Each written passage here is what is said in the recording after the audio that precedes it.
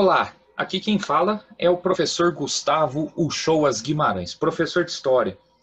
O tema desse vídeo é Eleições Presidenciais de 1989.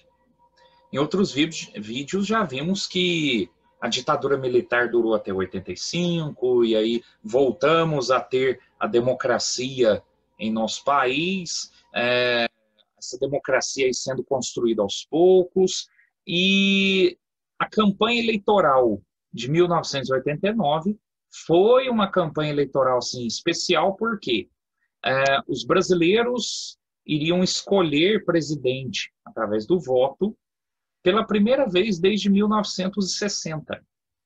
Então, foram 29 anos aí em que não tínhamos o direito de escolher o presidente que iria governar nosso país. Então, a eleição de 1989 ela foi uma eleição especial por conta disso.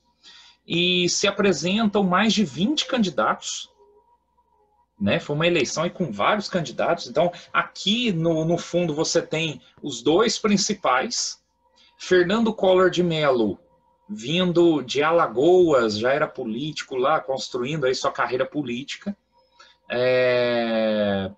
seguindo pelo PRN, Partido da Restauração Nacional. E do outro lado, Luiz Inácio Lula da Silva, que já vinha construindo uma carreira política no estado de São Paulo e se candidatou pelo PT, Partido dos Trabalhadores.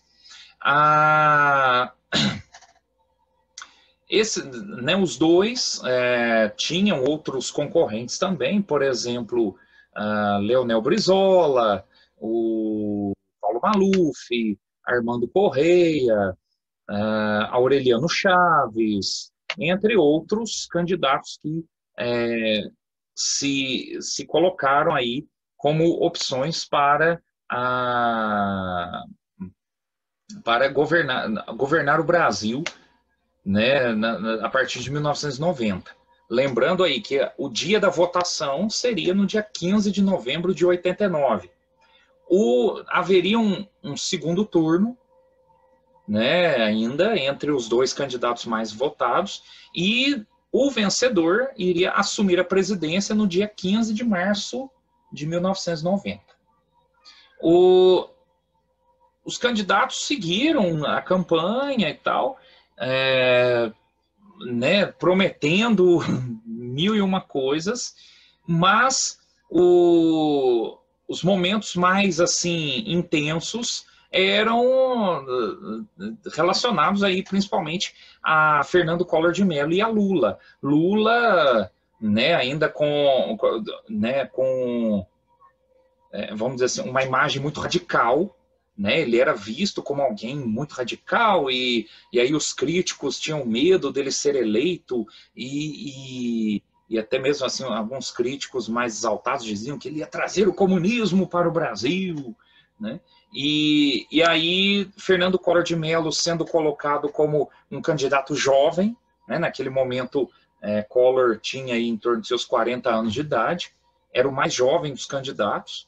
E um candidato jovem, um candidato moderno, um candidato realmente teria pulso firme para lutar contra a corrupção, e então a campanha ia girando em torno desses dois. Mas, faltando 2 semanas para a votação, entra na campanha um personagem que deu o que falar, né? E aqui vou projetar aqui na imagem para vocês, né? O candidato Silvio Santos. Silvio Santos entra, a princípio ele ia entrar no PFL, Partido da Frente Liberal, hoje o partido se chama Democratas. Só que o candidato do PFL, que era o ex-governador de Minas, Aureliano Chaves, não quis abrir mão da candidatura. E então arrumaram para Silvio Santos se tornar candidato no lugar de Armando Correia, no Partido Municipalista Brasileiro. Foi extinto naquele mesmo ano de 89. E Silvio Santos já tinha sido candidato a prefeito de São Paulo no ano anterior, não ganhou, e entra, faltando 2 semanas, né, pesquisas de intenção de voto chegaram a mostrar Silvio Santos em segundo lugar na preferência dos eleitores, e foi um caso que foi parar na justiça, porque Silvio Santos ainda tinha ligação com o seu canal de TV, o SBT, e como o SBT é uma concessão pública, né, ou seja, na TV aberta, o governo concede espaço para os canais de TV funcionarem. Então, como o SBT é uma concessão pública, Silvio Santos não poderia ser candidato. Aí levaram o caso para a justiça, e só que aí o Tribunal Superior Eleitoral barrou a candidatura de Silvio Santos por uma questão do partido.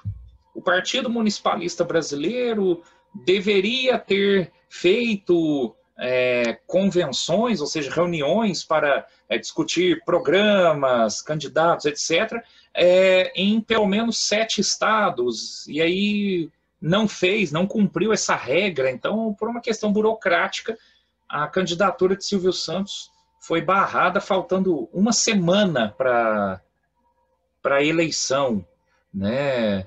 E aí você tem, de novo, as atenções voltadas para Fernando Collor de Mello e Luiz Inácio Lula da Silva, que foram os 2 mais votados, dentre os mais de 20 candidatos, e foram para o segundo turno. No segundo turno, há acusações contra a Rede Globo por ter manipulado as imagens do debate entre os 2 candidatos, colocando, digamos assim, as melhores falas do Fernando Collor de Mello e as piores falas do Lula, para criar nos telespectadores a ideia de que realmente Lula não seria um bom presidente, ou que seria uma ameaça ao país, e que realmente Fernando Collor de Mello era a melhor opção para combater os corruptos do país. Inclusive, a campanha toda de Fernando Collor de Mello, ele se coloca como o caçador de marajás, né? Ou seja, ele ia varrer a corrupção do país, ele ia combater os corruptos, e com esse discurso,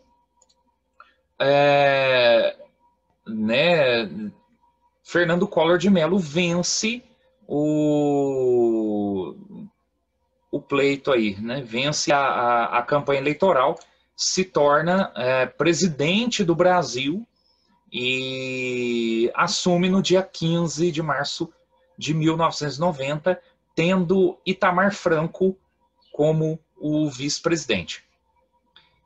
Em outros vídeos, nós vamos continuar falando disso. Ainda vamos falar sobre o governo de Fernando Collor de Mello, né, o desenrolar, né, de tudo que aconteceu quando ele foi presidente do Brasil. Muito obrigado.